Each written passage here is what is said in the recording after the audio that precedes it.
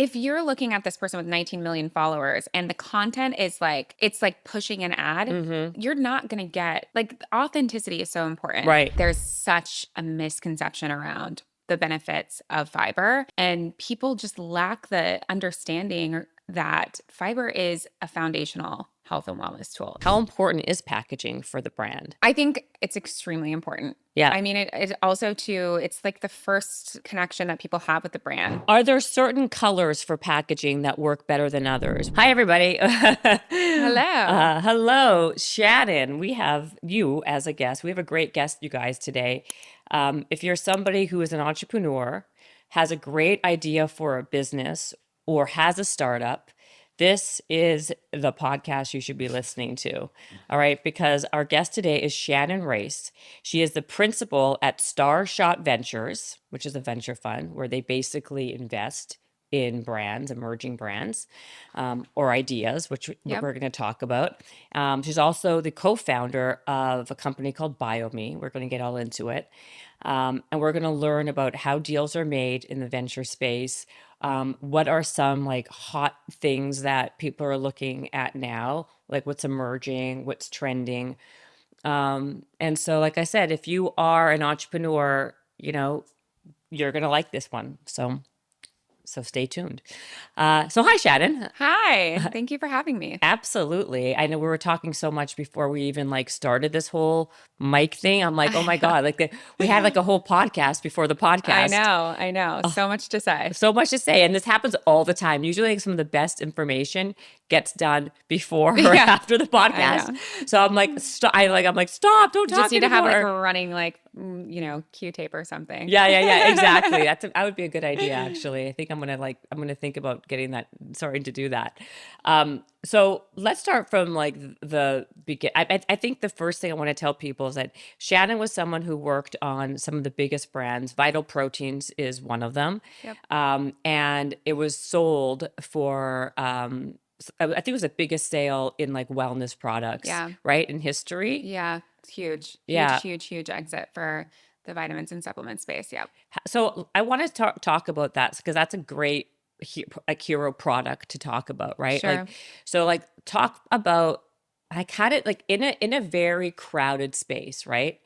Like the first thing is like how does a brand, how does a product stick out when there's such competition? It's so crowded, especially in the health and wellness space.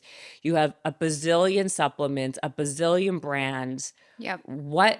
How does someone create a brand that is how do you create a product and differentiation in a crowded market?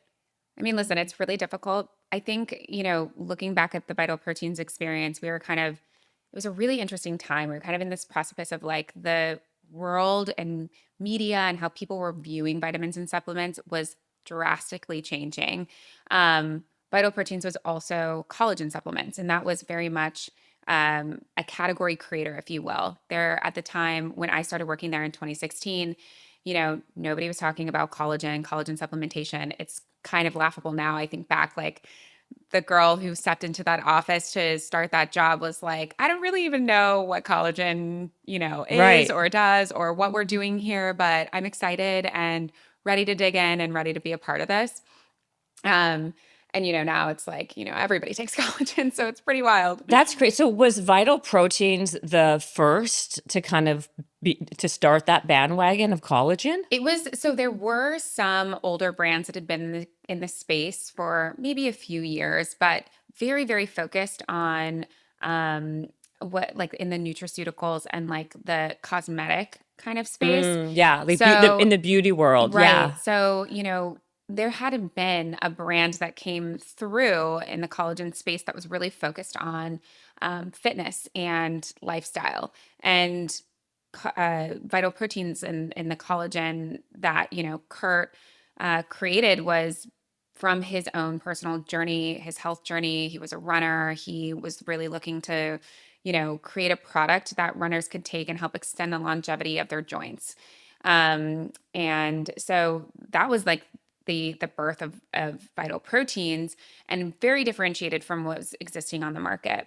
And, you know, as, the evolution of the brand went, we started dabbling in the beauty world and other areas too. But it just, Vital had something super special that a lot of these other brands didn't have, which was this idea that collagen was meant for everyone. And there were so many different benefits that collagen had as a supplement. And a lot of people were really narrow in, how they were positioning products. And, we were out there really trying to encourage use across a very wide demographic. So, yeah, just different strategies.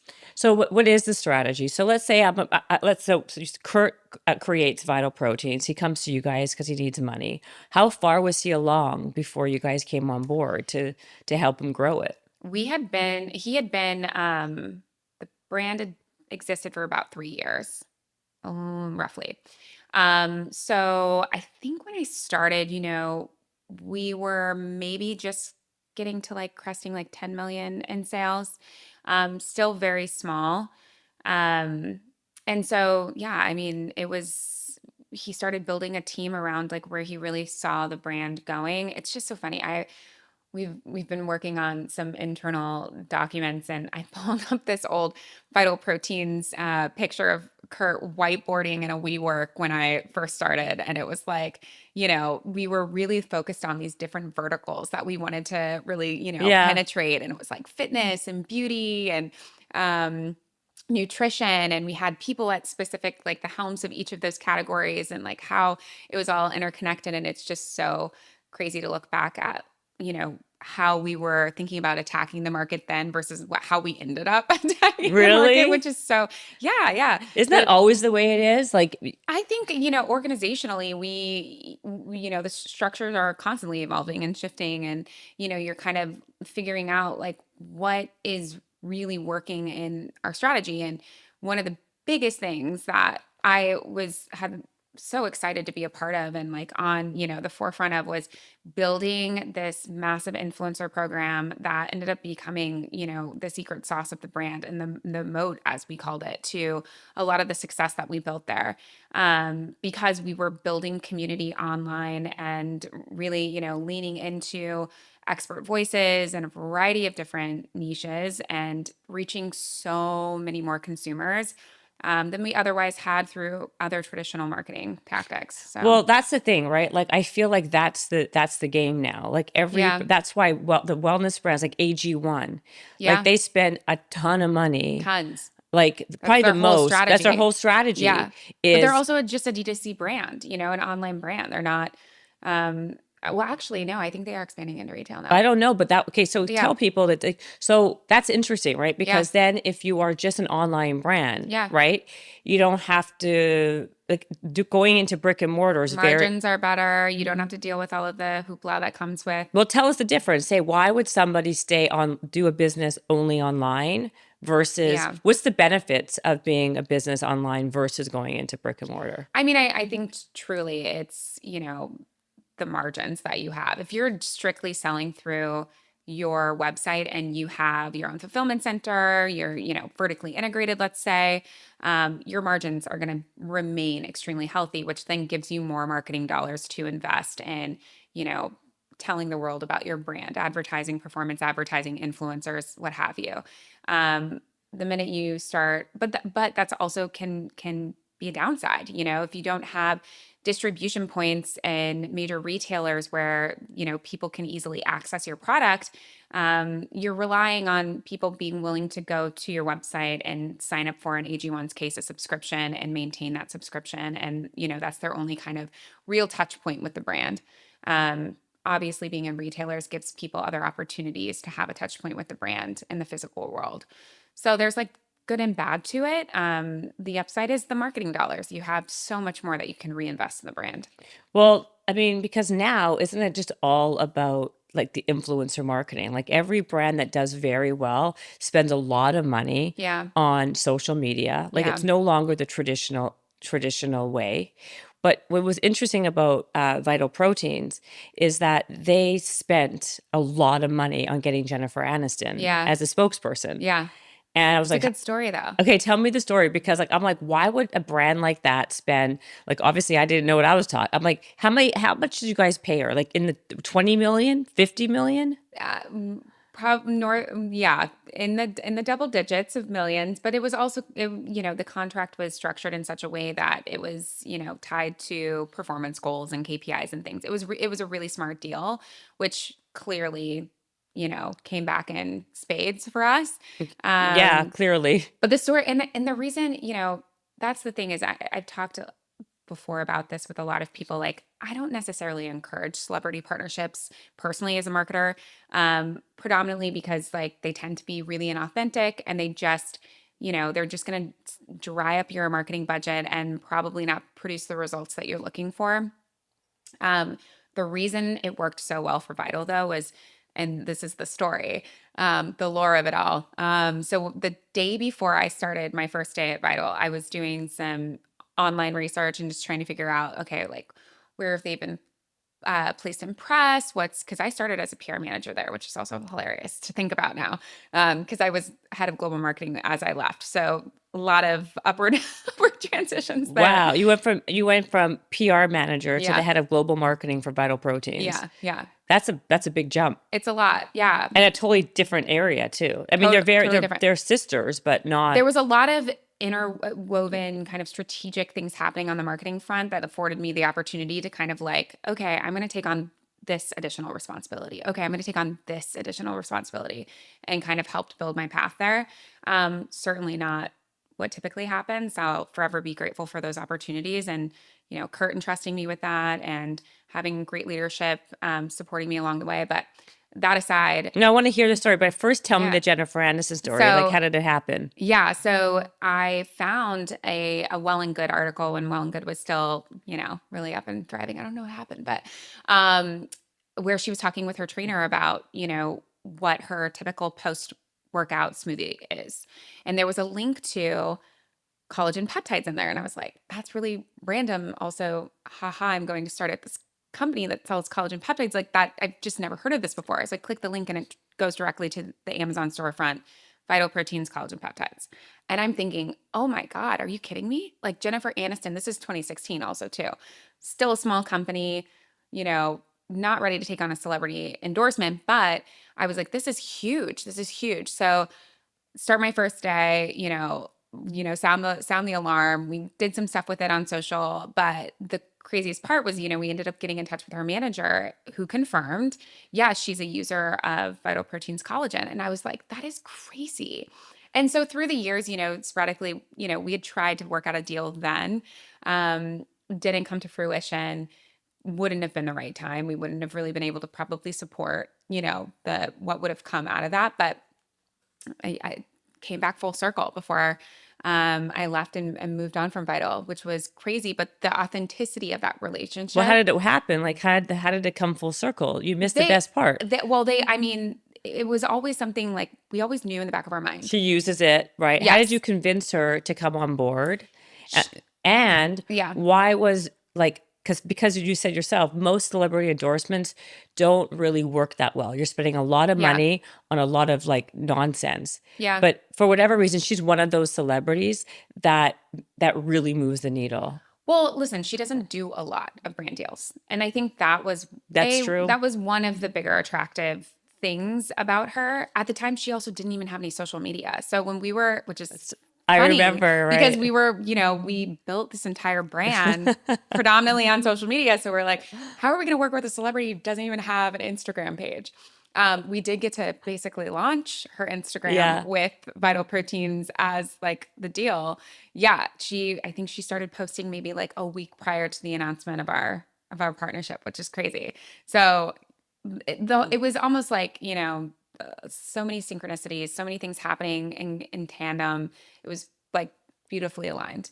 But What was the deal though? Like, give me the details of what the deal would be. so she did a commercial for us. Hmm. We were dipping into OTT and linear TV advertising. She did end up doing a line of collagen bars with us, um, social media posting, event appearances. It was a lot of press. So Oh, it worked. I mean, the relationship was really organic, and it just the fact that she was a user and had been a user for so long, it seemed that way, I think, to the public. And, like I said, she didn't have a lot of endorsements. She didn't do a lot of endorsements. When we talked to her manager about it, it was like she was excited about this because she's like, this is a product I actually genuinely use. right. I'm not just, doing this deal to do this deal. Well, besides Aveeno and Smart Water, I think Vital She had like Proteins. that eye drop too.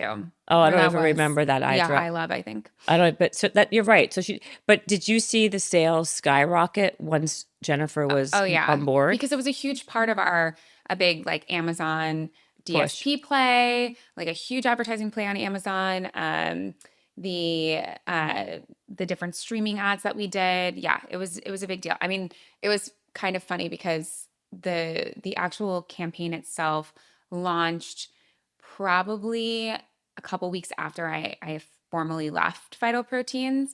It was cool to see it live, but then I was like, my dad would be texting me like, I can't escape this dang Jennifer Aniston video. It's everywhere I look. And I was like, good, Exactly. we did our job. That's Right. great. You're going to use it. You're going to milk it for whatever, for For everything. sure. Yeah. Was it a year? Is it like a multi-year deal? Multi-year. Yeah. Yeah. And I think so, she was 5 years, wow. Did she five own a years piece of maybe. the company? Was that part of the deal too? I know there was an equity component. There typically is in big brand deals like that. Yeah. Right. Yeah. Did you try doing any other celebrity endorsements because that one was successful or? Not while I was there. That was like the one that I mean, we looked at other celebrities and you're also trying to move with the market, right? And you're like, okay, we know she's a great user of the brand. She loves the brand, but is there someone else that might appeal to a demographic of consumer that we're trying to reach? And there's always like this push and pull of like, is this right? Is this not? And we did so much. I mean, the amount of research and surveys and just really trying to ensure that this was the right move. There was a lot of legwork leading up to that. I would imagine. In terms of just let's stay on like influencer marketing. What's the difference between digital marketing, Yeah. like is influencer marketing? Like, how do you get the biggest bang for your buck online when you market? I mean, it's so different depending on category. Like, there are brands. Poppy's a great example. They lean very heavily into their influencer marketing and it works so well because they've really positioned themselves in the space as a very culturally relevant brand. So TikTok was like their number one social platform. Not only is Allison the founder such like an engaging personality on TikTok and was really able to kind of build a lot of very viral content around her founding story, just her as a person, an aspirational person. But, that platform just served them so well from an influencer standpoint. But every brand is different. Some brands can go that path and it works really well. And others, they need a more traditional approach, which might be, kind of traditional ads that educate consumers or we're actually, funnily enough, with BioMe, like kind of like not wrestling with this, but working through this right now, because we're trying to re-educate people on a category that's been around forever, that they have like a preconceived notion of, right? Hmm. And then we're also trying to really dip into that lifestyle space that I know, like tried and true through my years at Vital Proteins, where, I want people to see this as like a cool, sexy, fun brand and not, the fiber products of, Like generations Metamucil. past, 1,000%. But say it because that's the truth, right? Yeah, Like, yeah, yeah. because that's a very good point, right? Like, it's one thing to kind of be the first to bring a category to, I guess, to the market, right? Yeah. Like a collagen for Vital Proteins. Yep. It's a whole different thing when you're trying to re-innovate or innovate Yeah. something that's been around forever, Yeah. right? So, can you walk me through like steps on how you do that? Yeah. I mean, first identifying a market space or an emerging market or a market that, a lot of entrepreneurs have told me in the past, because being in the CPG space, you become friends with so many people who are on these like very cutting edge brands. And a lot of them were like, I used to just like walk the grocery aisles and look at, specific categories that I'm like, nobody's done anything in this space for so long. Like, why am I buying, for instance, Heinz ketchup? Primal Kitchen came out and now they have their cleaner ketchup, but it's like, why am I still like settling for this? Mm-hmm. It has garbage ingredients in it, tons of sugar. Like, why wouldn't I create something better for consumers that are wanting, less sugar, cleaner ingredients, et cetera, et cetera. And so a lot of it is that like physically going into a retail store and being like something here, like why am I still buying these old stodgy brands? And then others are, you may be looking at market analysis reports and seeing that there's a, continued growth in a specific market and you're like, that's interesting. Like that's a signal that maybe this is something we should think about, like the energy category, for instance, huge explosive market. When you start to see brands, and we have like interesting insight because we get a lot of deal flow Mm-hmm. through the VC side. So you're starting to see, there's like definitely some patterns happening with, I'm getting a lot of pitches for investing in, energy beverages or things like that. And you can kind of say, all right, there's something going on here. Maybe I need to dive a little bit deeper into this market. For BioMe, it was really the former, which was that this was a category that just has not been touched in so long. And there's such a misconception around the benefits of fiber. And people just lack the understanding that fiber is a foundational health and wellness tool. It is not just for when you can't go to the bathroom. And that is the thing that, I was like, through my own gut health journey and everything going on with me personally, I didn't even think of fiber as a tool for gut health until maybe 3 years ago. Prior to this company forming, It's I mean, interesting. I've it's known wild. about fiber for like, I Yeah. mean, in terms of for gut health, it is like a primary source. It helps your entire digestive It system feeds all regulate. of the beneficial bacteria in your gut. It is literally the food for your microbiome. Mm, But Yeah. but but like when you're, going through, I mean, I'm not an expert in gut health, but I was on my own personal journey and the things that I would read about is like probiotics, collagen supplementation's good, bone broths, things like that can help, reseal your gut lining. Just eating healthy. Like I didn't recognize fiber as this critical source to kind of completing the pre, pro, and postbiotic kind of, Yeah, yeah, yeah. trajectory that you're looking for in your GI tract. So, So that's why you're like, you know what, we got to like rebrand fiber. yeah, and awareness, Yeah. Be- education. I think, like I was saying earlier to you, I feel like right now it's all about protein. People are talking about protein, Mm-hmm. protein, protein, protein. That's all you hear on social media. Eat more protein. It's maybe because also my algorithm is doing it because like I'm old. And so in middle age, like they say, you've got to eat more protein for Yeah. muscle mass and blah, blah, blah. But there's a massive hole in other macronutrients that are so vital. Yeah. I remember when I was younger, like when I was like when I was a teenager, I kind of never heard about protein and only heard about fiber, right? Like it Yeah. was reversed, but like Yeah. everything comes back around, right? Yeah. And so I guess I'm going to ask you a question that I'm sure you hear all the time. Like, why is BioMe different Yeah. than Metamucil? Well, I mean, first and foremost, it's the ingredients. Well, We went for very clean, very streamlined, like only what you need type of ingredients. Also ingredients that have a lot of clinically proven benefit to them. So, like our daily prebiotic fiber, for instance, which is like the number one product that we sell, it's just two clean ingredients. We have glyphosate residue free certifications. We have upcycled certifications, meaning that the food it's like upcycled ingredient sources. It's low FODMAP, it's non-GMO project verified. All of those things were really important to us because I was like, I want like the top of the line best fiber product on the market that is going to do what it says and keep you healthy in the process.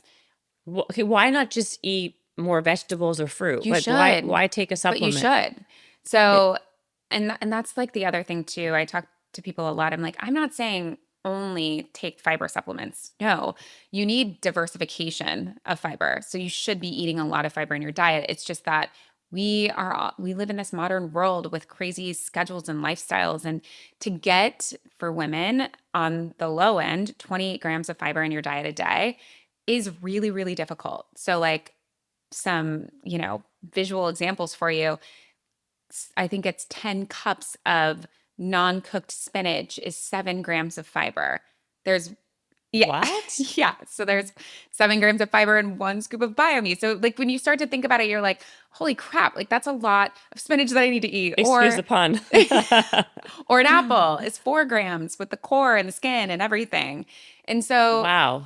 I mean, I would never, ever, ever tell people not to eat their fiber. They absolutely should be eating their fiber, but this is a way to also help you meet your fiber goals and ensure diversity of the microbiome with different fiber sources that you're likely not getting through your diet. Well, it's funny you say that because I think that like for my diet, I seem to eat the same thing over and over again, right? So I'm only getting one source of fiber. Like I eat apples all the time Yep. and I eat, let's say, asparagus, but I'm not eating as many of the rainbow color vegetables Yeah. just because you're right, you're busy. So in like for example, with something like this, BioMe, is there a difference between the different sources of fiber that you're getting from different fruits and vegetable, or isn't fiber just fiber? There are different sources for sure. There's also different types of fiber. There's soluble fiber versus insoluble fiber, which actually work in the gut a little bit differently. Your soluble fibers are actually going to create more of like a gel substance in your gut and will help with oh my God, I'm blanking all of a sudden. It helps with absorption of nutrients. Sorry, I was like, what am I saying? The soluble fire. So soluble fire helps with the absorption of It nutrients. helps slow down the digestive process. It helps you better absorb your nutrients. And so things like, I actually was just at an athletic conference over the weekend. A lot of athletes should be taking something like that alongside their protein post workout because it's going to actually help you better metabolize, your protein. So it helps with MPS and things like that. And just get more out of your nutrients. So that's a function of fiber that's really beneficial, and soluble fiber specifically, whereas insoluble fiber, which is, what you would associate with a Metamucil, or in our case, we have a product called Fiber Rescue, is going to help really with like cleaning out your GI tract. So it actually creates bulk to help you go to the bathroom and basically detox your GI tract as it moves through. So different That's good. functions. Okay, so that's interesting. So then Yeah. so insoluble fat fiber is what helps you with constipation. Yes. Okay, so because by the way, every girl I know when they're traveling, especially, Oh my they're gosh. like constipated. It's literally everybody. It's I think okay, the women are the only I was ones that gonna talk say, about it. I was gonna say maybe that's true. Okay, let me say something else. Everybody I know when they travel, they get constipated, Yeah, especially yeah. on long flights. And it's like to find like to find something that is a natural way to poop after traveling, as opposed to like, I mean, I don't know about you, but when I get off a plane and like days are going by, like my pants and my belly Bloating. is like So bad. so extended. It's horrible. But also it's just it hurts. It's uncomfortable. It's very uncomfortable. The honestly, the Fiber Rescue product is like what everybody takes with them. I'm like constantly sending it to people because they're like, "Hey, I'm like going on this trip, and I just how I think I'm gonna need it." How long does it take to like activate? Like when does someone take it? If you're traveling, if I'm going on if I'm traveling within a day. Okay, so should people take it like on the plane? No. So, and the reason being because the way that it actually works is that it's pulling water in from, your organs and internally to help bulk up the stool that causes you to go to the bathroom. If you're doing that on a plane where you're already getting super dehydrated, you're probably not going to feel the best. You might get a headache, you might just get more dehydrated quickly. So wait until you're off and rehydrated, and it's always important to just drink it with a lot of water anyway. So that would be my tip. That'd be. So what else, by the way, you were saying earlier about collagen is really good for your gut health. You said the Yeah. collagen also helps you a lot with your gut health. Yeah. I didn't know that. Yeah, it's the amino acids in it, and it creates almost like this coating, this like, and that helps calm inflammation in your GI tract. That was like, when I started working at Vital, it was the first time that I was opened up to this world of more naturopathic ways of healing your body Mm. and wellness. And that was a huge, huge, huge unlock for me because I had been dealing with gut health issues since I was in middle school and kind of, it's kind of sad, but, developed a weird kind of relationship with food. I was kind of scared to do things sometimes. Hmm. If I would get sick randomly, it was embarrassing. It was like a lot of emotions that came along with that. And as I started to really do research and look at, oh, there's like ways I can just heal this with food through eliminating, foods that clearly are triggers that I may have some sort of intolerance to, and just kind of repair and restore more naturally. And that was a huge deal for me. Yeah, absolutely. Let's get back to the business side for a Oh second, yeah. okay? Yeah. All right. So when you said earlier how the deal flow, right? When you have so many deals because people are looking for money, obviously, to grow their business. Yeah. And it's different depending on what stage of business you are, right? Like if you're Yep. in early stage versus, when you were working like, Starshot, which stage are you guys on? In terms of like our brands or Yeah, like are you investing in early stage? Are you oh, what are we investing in? We're more in the growth space. in growth So space? yeah, yeah. So when you get all this deal flow, what exactly are you looking for as people to invest in? So you said earlier about things that are like hot or emerging. Yeah. Do you find out what's hot and emerging by seeing the amount of the same thing being pitched to you all the time? You'll start to see a trend, yeah, Yeah. and types of deals that are coming through. And also too, we focus pretty much in consumer for the most part. So, food, beverage, vitamins and supplements.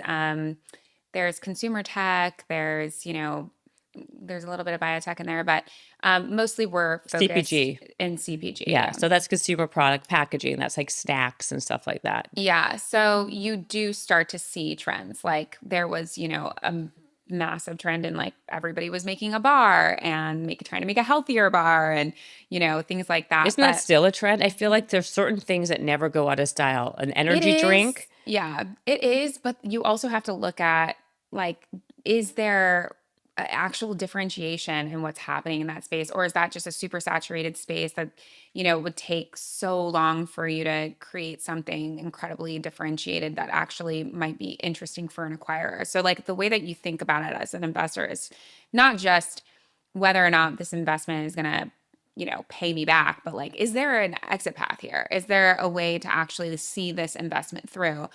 And so you kind of have you work with banks and you have access to, what are different strategics looking for right now. Most of the time they have like very specific categories that they're really focused on. Like, they're trying to, build up a portfolio in a specific segment. Um, and so when you have that as kind of like a guiding light a little bit, you can kind of, sift through a lot of the deal flow with a little bit more of a focus. So what are some trending things that you're seeing a lot of? Um, well, frankly, there's a lot that's going on in the fiber space. There's a lot that's going on in women's health, specifically around menopause. Mm, You're seeing a lot of brick and mortar actually in kind of like the Medi spa space, which is interesting. Um, what else have I recently Medi spa seen? being like, Like injection, like Botox, things like that. yeah, There's like a lot of these interesting emerging kind of franchise I models. see. Everything you just said is Yeah. exactly what I'm seeing Yeah. because I see I did, and by the way, I don't know if it's because I'm in that space Yeah. of like wellness and longevity, if it's just the things that I'm looking at or seeing because it's in my world, or is that really what the trends are? Because I've seen differences. All like I pick up on those trends as well. What I've seen in the last 2 years, the menopause, middle age women space has Mm-hmm. skyrocketed Yep. in terms of products, in terms of conversation, Yep.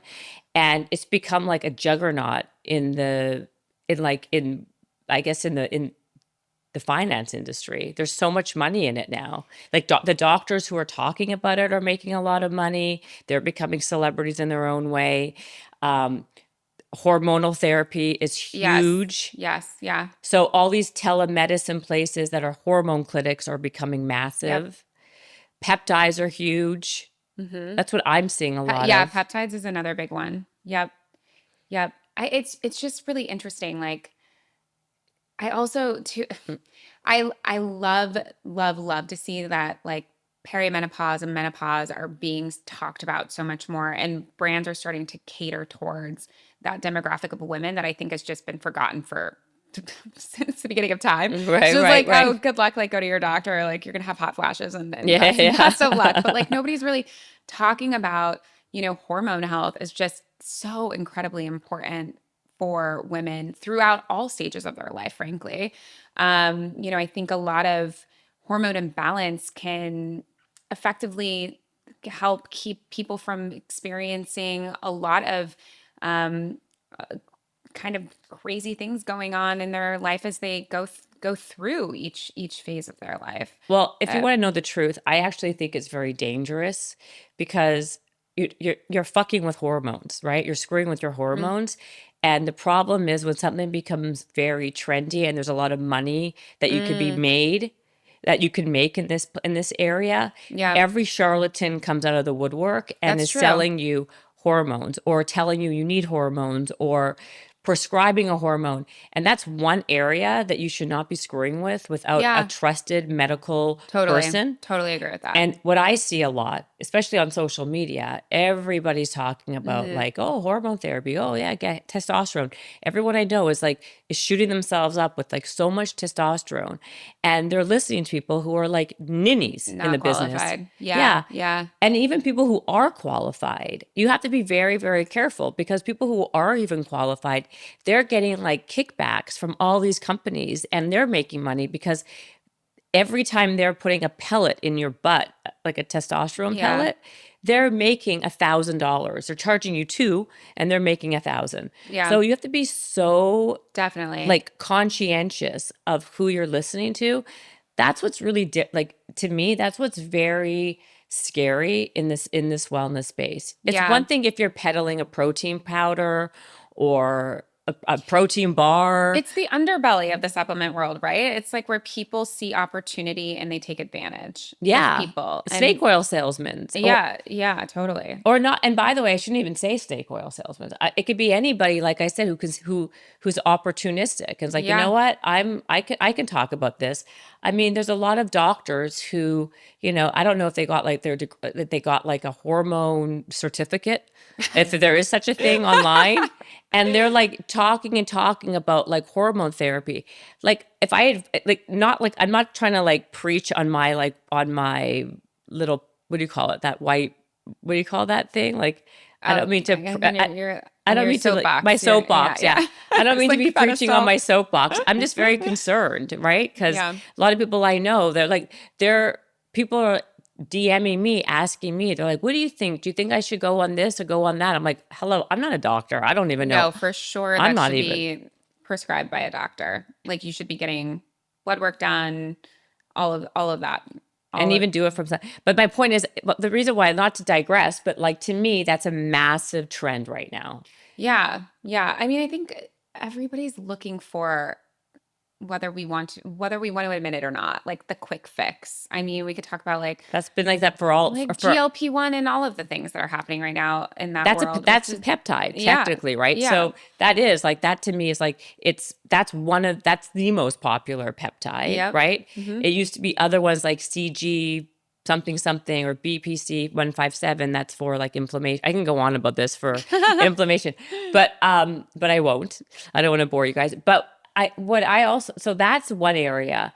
in the food space, like Poppy is a good example, right? Like Mm-hmm. Poppy came after Olipop. Olipop was like one of the first ones to come Yeah. out, which was this like prebiotic or probiotic Prebiotic. prebiotic, Yep. and they were crushing it. And then like, so they were not even Poppy wasn't even the first to market. Right. So how did they surpass Olipop or are they I don't know. I mean, they've been pretty much neck and neck yeah, for neck and neck, yeah. years, so they may have, but I'm not. I don't know. So it comes down to like again, brand like how do you differentiate? You're the same product, Yeah. right? How does one, like surpass another one that was first to market? Like is it just better storytelling? Well, I mean, I can give you a good example too with Vital Proteins versus Bulletproof, but Yeah, which is an that's a great interesting one example. too. And we can also talk about Poppy and Olipop and how that all because they're effectively the pretty much the same product, or they're selling the same Yeah. product, which is a better for you soda that has fiber in it, but they're doing their marketing strategies that could not be more different. But the Bulletproof and Vital Proteins of it all, so Bulletproof, I think actually, I mean, Bulletproof is on the rise when Vital Proteins was extremely small. So even though we had actually launched our products prior to them, they became like, they were like, right out of the gate, a pretty hot brand. And I would attribute that to Dave Asprey being a personality. I think, their connection to LA and like being in Venice, they had that bulletproof cafe. It was very much they were the ones to watch in the wellness world. And, but their entire platform was all based on biohacking. And it was all about like, optimizing your health and wellness, to, see XYZ results. And it was really cool because that was kind of also the emergence of this like discussion around biohacking and how you could biohack. And then you like, you have the like the Ben Greenfields of the world and et cetera, et cetera.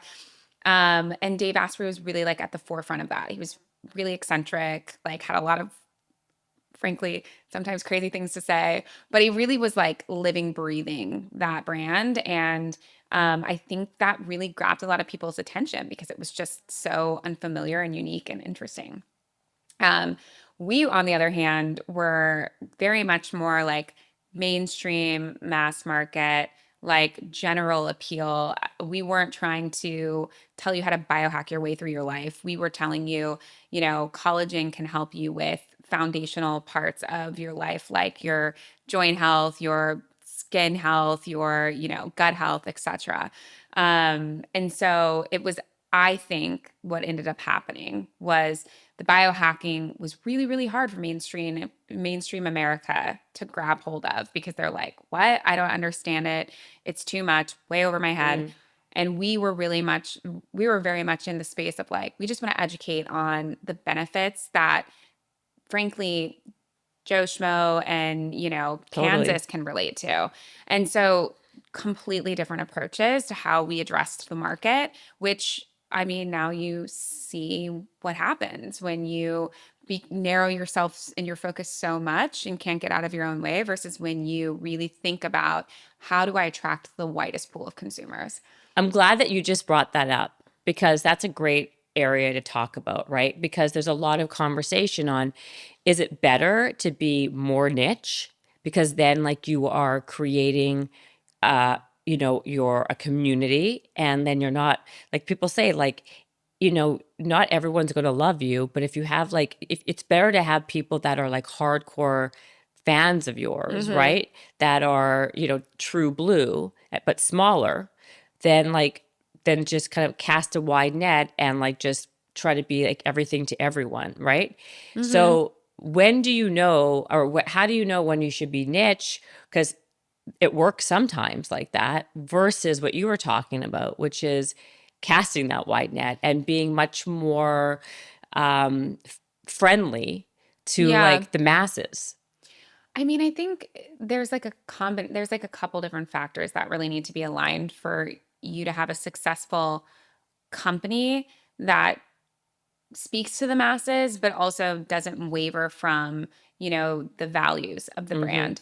Um, I think if you really want to focus on one subset of community and that is you don't care to expand beyond that, that's, you know, your personal right. But if that's also too, it's like, what's your business intention? Like, what do you want to do? Hmm. If you want to, I mean, at the end of the day, at Vital, we wanted to help get people healthier across the world. Like that was just generally what our goal was. We wanted to help people understand why collagen could help support their health and wellness goals generally.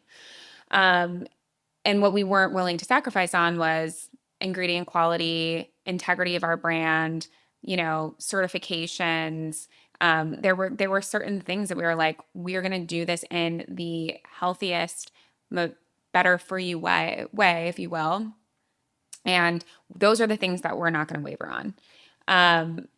Everybody, like we always said, is everybody should have access to this product. Like why wouldn't they? Well, you're right. Well, the thing is, just to talk about bulletproof, you're right. Like most people, the kid, their product was like the butter in the coffee thing, right? That was like the big thing for Oh many yeah, years, yeah, right? yeah, yeah, That in itself is going to be very niche. It's going to be very popular in LA, right? yeah. Like you were saying, and maybe like certain people around, like in like the big cities, but like people in Iowa or you know what I mean, Yeah, or wherever, Kansas, they're not going to their cafe to get butter in their coffee. So correct. that's a super niche market.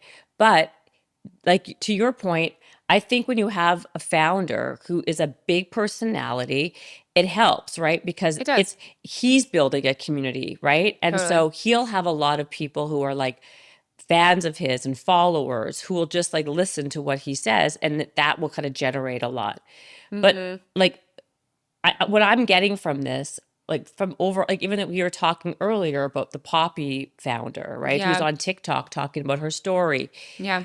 It sounds to me, and from what I've noticed, is that for a brand to really stand out these days in the clutter, it's really a good idea for the founder to become a A personality, thousand percent. right? 1,000%. Going out there, creating a story around the founder, speaking authentically, finding your voice, getting an audience, right? Yep. And not be so niche in terms of like what you're talking about, but make it more like you're saying with the pop thing.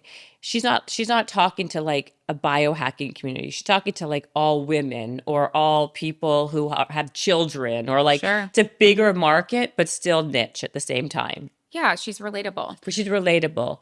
Like to me, it seems like to be like everybody needs fiber in the world, for example, Yeah. right? Like like this BioMe, everybody needs fiber. Yep. That to me is relatable, Yeah. right? So what's your plan? How are you? And this, by the way, is not an advertisement for BioMe. I'm just saying that. I just think I'm using it as a good example because you were taking a product category that was, that's kind of been stale for Yep. many, many years, and you're revitalizing it. Hmm. You're creating cool packaging. You're making it like kind of like you're branding it in a more youthful, trendy way than Metamucil, right? Sure. Nobody wants to take Metamucil because they'll feel like they're 108 years old, right? But if they take BioMe, they don't feel like they don't Yeah. feel like they're at the old age home Yeah. necessarily, right? Yeah. Um, what kind of steps are you putting into play? Are you doing a lot of influencer marketing? A lot of what is your like? Are you trying to become a personality? Like, what is your marketing plan? It's funny because when we first launched, I was doing a lot of educational videos and Yeah. talking a lot about my story and stuff. And while that is definitely very integral to our strategy, because at the end of the day, going back to what you were saying about Allison, who's the founder of Poppy, people want to be able to connect with a person. Hmm. They don't necessarily just want to connect with a product. It's actually, in fact, hard to connect with a product. And we're being inundated Hmm. with products and, you know, ads and crap all day long. And it's just like, when they see someone that they're like, oh, I can relate to that story. Like, oh, I struggled with the same thing and maybe this could help me too. That is what creates that connection. We live in this very online world and like we're always just trying to find a way to connect with people.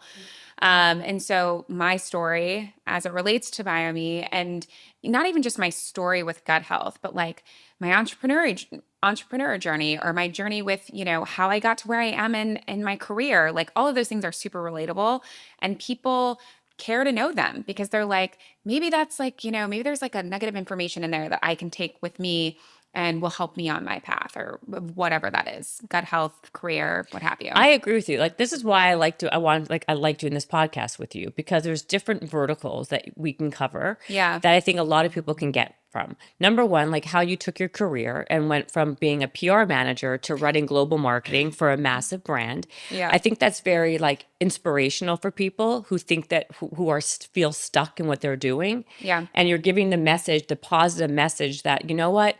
Anything is possible. You work hard, you put yourself where opportunity is, and things will happen. Yep. And it's not impossible, right? Like, you've pivoted in your career from PR manager to global marketing head to now a founder of like a category or a company that like you're reinvigorating Yeah. a very big area. And I think that, to me, is the evolution of that and how you've done it.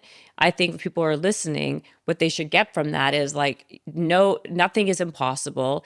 If you have an idea or a brand or a company or something that you want to like get into the world and bring to market, like, there should be nothing stopping you, right? Like, there's always a way to do it, right? Like, there's listening to podcasts, listening to how like what you got to find out, like what's big and what's kind of trendy, how to create a brand identity. How about packaging? How important is packaging for the brand? Yeah. Is that a question you want me to Yeah, I answer? want you to ask. Yeah, I think it's really important because I love your packaging. I think it's extremely important. Yeah. I mean, it also too, it's like the first connection that people have with the brand. So I mean, the way that we looked at it was like, traditionally what has been in the fiber space just feels very antiquated. It's like the stuff you see in your grandma's kitchen countertop. Yeah. And it just like, there's nothing that, is exciting and makes you want to connect with it in a meaningful way. We wanted this to feel sophisticated, sexy, smart. But like, I wouldn't be embarrassed to have this sitting on my countertop. Like, nobody would look at that and be like, "Oh, you can't go to the bathroom." Right. No, it's exactly true. Yeah. Are there certain colors for packaging that work better than others? When you did all of your, when you did all of your kind of I guess your recon on how to kind of do this, what did you find in terms of packaging? Frankly, there's like a couple reasons why we went this direction. One was when I was really dreaming this whole thing up and what do I want it to look like? What do I want people to feel when they look at the brand? I was like, where is my happy place in life? What's my happy place in the world? And I love, love, love. I go with my parents pretty much every year to Positano in the Amalfi Coast. And it's just my happy place. It's where I make memories with family and people I love. And it's just always brought me like a sense of calm and peace. And so I just started pulling images and like of the water and the sand. And I was like, I really wanted to live in this kind of like blue-green sand gradient space, this world of like place that makes me feel happy, makes me feel refreshed. Because you look at the category, just the supplement world in general, and there's just like, it's like freaking rainbows everywhere. And you're like, do I go with a core color or do I go with every single product as a different color of the rainbow? And I just didn't want to go that way. I wanted it to really feel like it maintained some sort of integrity, some credibility, something that felt scientific but not unapproachable. Well, did you do any research on like color schemes that work, Oh, that yeah. don't work? Okay, Yeah. so Well- give me some like well- actual tactile things. Besides, I mean, I love the fact that you had a vision of what you want. Yeah. But I'm looking for like people who are listening and they're like, okay, I got to package this or that, the other. What are some things that you learned in the process of what colors work better than others? So it's really like I delved into the psychology of color. Is how do people, what colors create different emotions in people? Right. And so for me, yeah, sure, I could have barreled down a path of red, but that usually elicits some sort of like anger or frustration from people. It's not a What very does blue inviting elicit? cover. It's peace and calm. Yeah. So very much synergistic with what my kind of vision had been. So I wanted, I mean, that's something tactile you can take with you, is like read up on the psychology of color. Like, be careful not to use like some crazy color that's going to make someone feel like a specific emotion, unless you're trying to, elicit that. But the other thing too was just clean and simple and easily understood. And this isn't really like a necessarily formulaic or like a science or something you can read up on, but think about what you want your consumer to get it, like you want them to get across right away when they see your packaging. First, there's different hierarchies in packaging. Do you want the name to be the first thing that they see? Do you want it to be the product name? How big in comparison? Do you want them to understand on front of packaging exactly what your product will do for them from a benefit standpoint? How do you want that to look? There's a lot of different layers to it, but I just was like clean, simple, straight to the point. And I wanted it to come across like it was trusted. They could trust that it was, a brand with integrity. Okay, I like that. What about, okay, so in terms of when you guys are going through the deal flow, when do you, Pivot. what, yeah. Big pivot. Yeah, big pivot. Well, only because I want people to get like, so I want them to get like a good understanding of all these different things. Yeah. How does somebody raise money? When do they come to you, like a venture fund? Yeah. And when do you guys, like, what are the steps? Like, what do you guys decide besides, okay, you like the product? Are you looking for just sales? How much money they've spent? Like, give me like in a Shark Tank moment, what are you guys looking for? I mean, the thing is it's I'll speak on behalf of Starshot Ventures because every VC is different. I mean, they're all doing different types of deals. We are more in the investing externally in growth. So, I mean, obviously revenue is a big factor. Gross margins, do you have a path to profitability? What does the next, 12 months of your innovation pipeline look like? Do you have the ability to expand into other categories to create more revenue on top of maybe a core line that you've already produced? Is there a right fit from like an exit standpoint? Like, is this something that strategics would want to acquire because it's complementary to a portfolio that they already have? So you're thinking through all of those things. But I think, it's just from the world of Starshot, like we're all brand builders, operators, owners. Like we've all been involved in this world from that place for a very long time. And so a lot of VC firms are like, we just want to put the capital in. We'll be here as an operational support if you need it. But we're hands off. We will go to the board meetings and get up to date on, dealings of the business and whatever, and make some suggestions here and there. But we don't really want to, be too hands on. We're the exact opposite. I mean, we're putting capital into a business with a lot of executive team members that are experts in various parts of an organization: sales, finance, marketing, yada, yada. And we want to be involved. Like, we want to deeply be involved because we believe that we can actually help you accelerate your growth. So it's just different approach, truly. How about like traditional marketing? Is it just dead?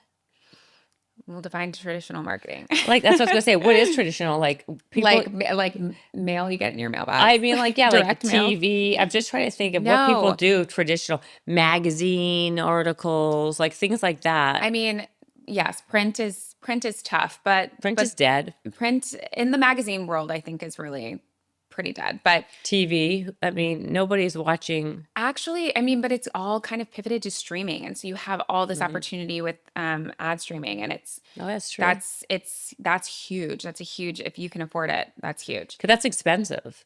It can be, and it's really interesting because it's like, as yes, at first when it came out, it was really expensive. Now it's starting to become less expensive because there's all of these interesting agencies that have the ability to find like remnant, streaming opportunities, which brings the cost down significantly for marketers. Yeah, it's kind of an ever evolving kind of situation, but TV, linear TV, which is like your traditional TV. Yeah, unless you're probably advertising for during the Super Bowl, probably not your best place to be putting your Right, ad right, right. dollars. I mean, social is still forever like it's gonna be the landscape, but now it's kind of more of like how do you diversify your spend in that landscape? Like where are you putting those dollars? Does it work best in TikTok? Does it work best in Meta? YouTube is huge. What are your goals and objectives and like who are you trying to reach? Right.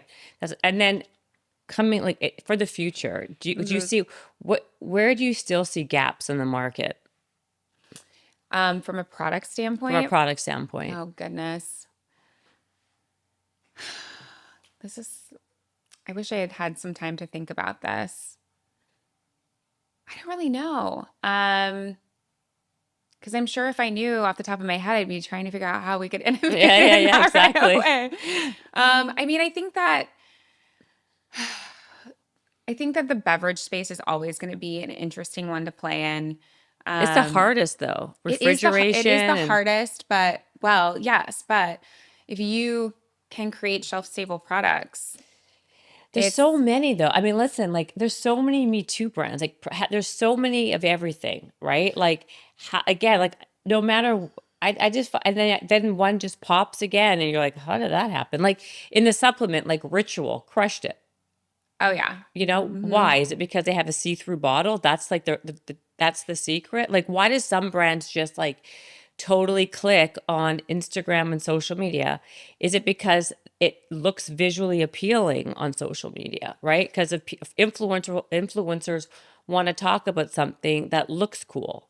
I mean, I mean, that's definitely a part of it, but I also think it's kind of right place, right time Yeah. in a lot of ways. Like Ritual was like the first of its kind in that space, and I could say the same thing for Vital. We were like the first. We were doing that for the first time on social media. Like we were literally there at the birth of traditional influencers as we know them on Instagram. Like now it's Yeah. crazy because I'm like, like in a time machine backwards talking to influencers about rates and I'm like, how the hell did this get so expensive? Oh, Like it's what is crazy. going on? And before then, like I don't even think half the people that we worked with charged us $1. We were just giving them free products. So it's just, It's become a crazy situation. totally. And yeah, let's like talk about this for a few minutes and we can, wrap it. But it's like the micro influencer versus the big mega influencers, Hmm. because it's still my opinion. You get way more bang for your buck with a micro A thousand influencer, percent. right? 1,000%. Because their audience is very engaged, and by the way, they're seeing your posts. Yes. The bigger you get, less people are seeing your stuff because Meta, Instagram, they want to charge you, like the person, to boost the post so your audience actually sees your stuff. Yeah. I mean, I can't tell you how many people I see. They're like, "Oh, I'm going to follow you on Instagram." And I'm like, I give them my stuff. They're like, "Oh, I do follow you."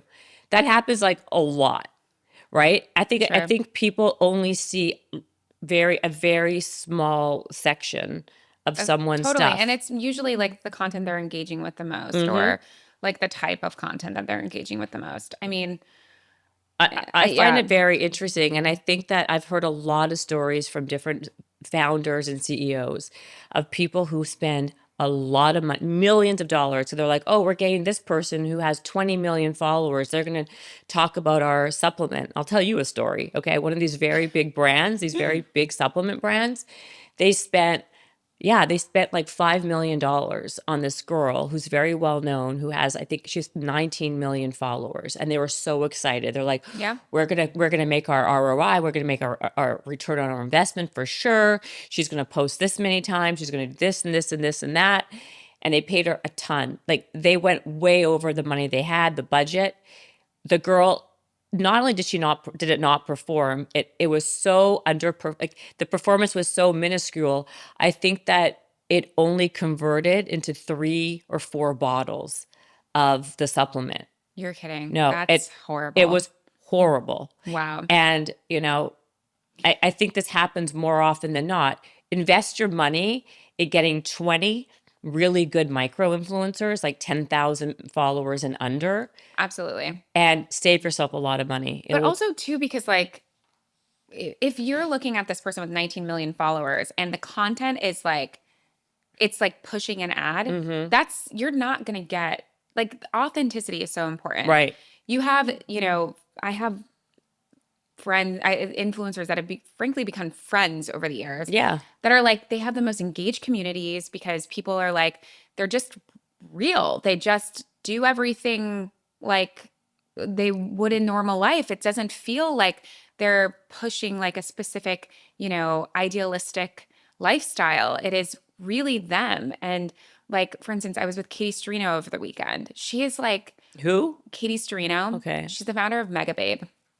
She's a big deal. But she is I'll write like, it down. yeah, you should follow her. She's just also hilarious and crazy, like crazy in like the best possible way. But she literally tells it like it is. Every picture that she posts is just, there's no question that that picture that she posted is her 100% of the time. And I love that. Yeah, I Because think it's I'm true. like, I feel like I'm actually connecting with you. I'm not connecting with a version of you that you want me to connect with. And that It's is, the authenticity. yeah. And people just do not pay enough attention to that. And frankly, especially marketers. 100%. I think because a lot of times people who are making the decisions on who to use as the influencers to promote their brand or whatever aren't the people who are spending the money, right? They are outside agencies who just they have a job and they have like a mandate. Find me 4 people who are wellness, and they're not watching the content. They're not looking at the engagement.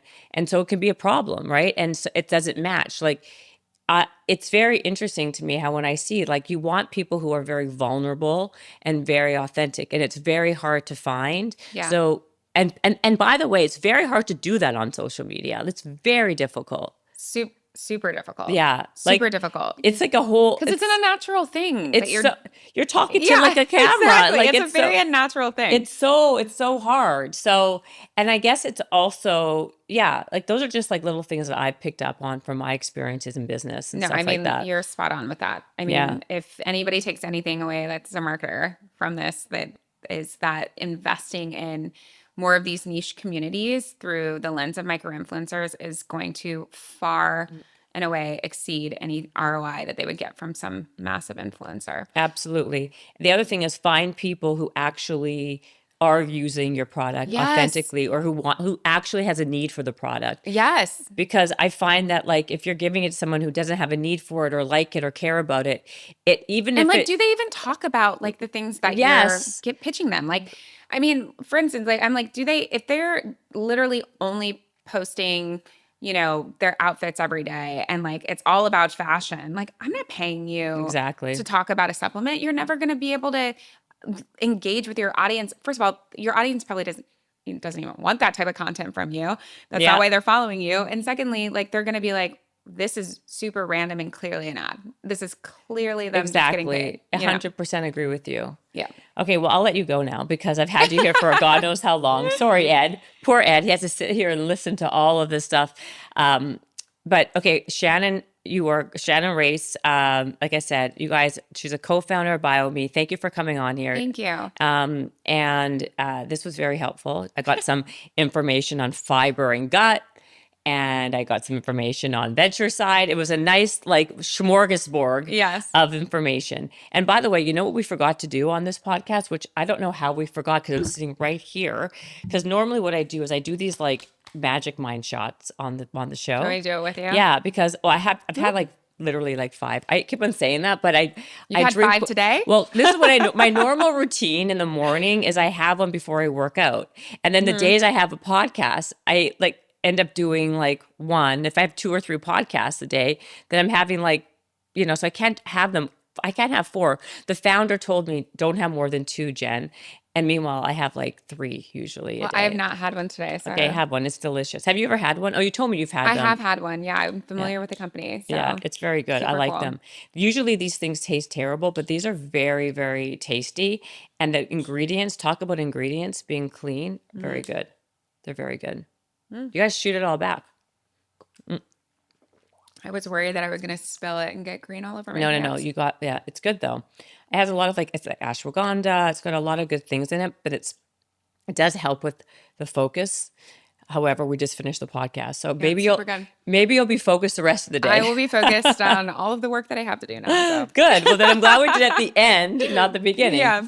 Yeah. So thank you. All right. So guys, check out, well, Shannon, do you have like, are you on Instagram even, or? I am on Instagram. I've kept it private. I was gonna say, aren't you private on Instagram? Yeah. Yeah. So then check out BioMe. Go How to about that? bio.me on Instagram. There's a lot of good fiber tips and recipes and fun things there It's for you. if you travel, don't forget to take BioMe. If you have any kind of gut issue, you need to kind of clean up your gut. BioMe is great. Don't forget to eat your fruits and veggies. And like I said, and if you're constipated, sorry, but it's true. Yeah. Try BioMe. Do it. Yeah. Bye. Thank you. By the way, one more thing. Guys, I keep on forgetting to say this. Please, please, please leave me comments. Please subscribe if you haven't. It makes a massive difference. I never ever talk about it, but I always forget, not because of any other reason, but comments really help me know what you guys want to hear about, what you like, what you don't like. So please don't be shy. Leave a comment and have a good day. Bye.